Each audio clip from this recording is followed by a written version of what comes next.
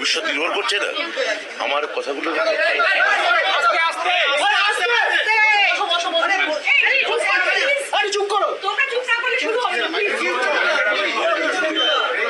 পাঁচ মিনিট পরে না আমি না হচ্ছে না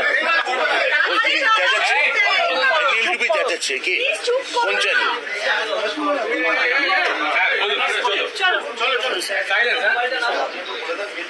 সেটা হচ্ছে যে গতকালের যে অর্ডার সেখানে বলছেন টেন্টেড এবং যারা টেন্টেড ভাগ করার প্রক্রিয়াটা কি? সেক্ষেত্রে টেন্টেড আমার দেখুন, কালকে মাননীয় মুখ্যমন্ত্রী বিশদে এটা নিয়ে সাংবাদিক বৈঠক আপনাদের সঙ্গে করেছেন। আমার আর বলার বিশেষ কিছু অবকাশ আছে বলে বা পরিসর আছে বলে মনে করি না। আমি খালি একটা কথাই বলতে পারি, আজকে তো স্কুল সার্ভিস কমিশনও সাংবাদিক বৈঠক করেছে, ফলে যা মূল কথাটা লিগাল বা টেকনিক্যাল ক্লারিফিকেশন তো ওরাই দেবে। আমি যেটা আমার বিভাগীয় দায়িত্ব থেকে বলতে পারি যে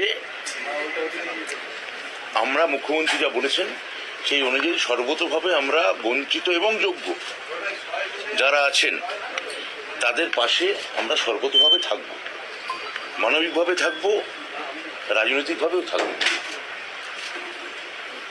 এক দুই, এই যে আপনারা যেটা বলছেন টেন্টেড বা আনটেন্টেড, বা এক দলের বেতন ফেরত দেওয়া হবে আরেক দলের বেতন ফেরত দেওয়া হবে না, এই কথাগুলো তো আমার কথা নয়। এগুলো মহামান্য প্রধান বিচারপতির জাজমেন্টে প্রতিটি পাতায় আছে, মানে বেশ কয়েকটা পাতায় আছে, 28 নম্বর অনুচ্ছেদে খুব স্পষ্ট করে আছে।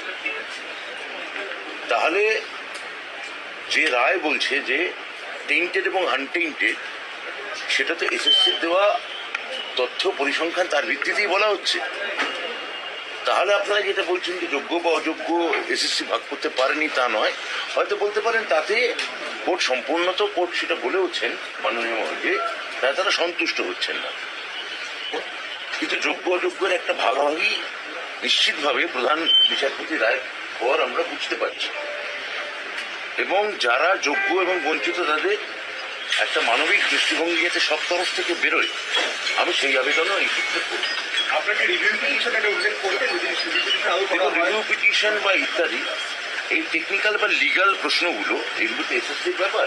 এসএসসি তার আইনি প্রক্রিয়া নিয়ে করবে। যদি আমাদের বিভাগের কাছে কোনো এই বিষয়ে তারা সাহায্য চায়, আমরা সেটা আইনি পরামর্শ তাদের নিশ্চয়ই দেবো, তবে সেটা আইনি পরামর্শ নিয়ে দেবো।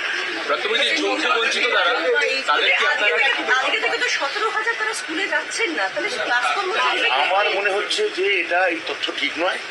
বিশেষত গতকাল মুখ্যমন্ত্রী যে বার্তা দিয়েছেন, সে বার্তায় পরিষ্কার করে তাদের তাদের কি করণীয় বা কি করণীয় নয় সেটা তিনি কালকে তাদের বলে দিয়েছেন। আর আপনারা যেটা বলছেন, আমাদের কাছে এরকম কোনো তথ্য নেই যে তারা যাচ্ছেন না। আমি তো এরকম কথা বলতে পারি না। আমি বলছি যে মুখ্যমন্ত্রী কালকে যেটা বলেছেন এবং মহামান্য বিচারপতি যেটা বলেছেন, সেটার পর যদি কোনো টেকনিক্যাল বা কোনো লিগাল ক্লারিফিকেশন, সেটা তো এসএসসি আজকে জানিয়েছে। তো এসএসসি জানিয়েছে যে তারা মহামান্য প্রধান বিচারপতি সুপ্রিম কোর্টের কাছে তার একটা লিগাল ক্লারিফিকেশন চাইবে।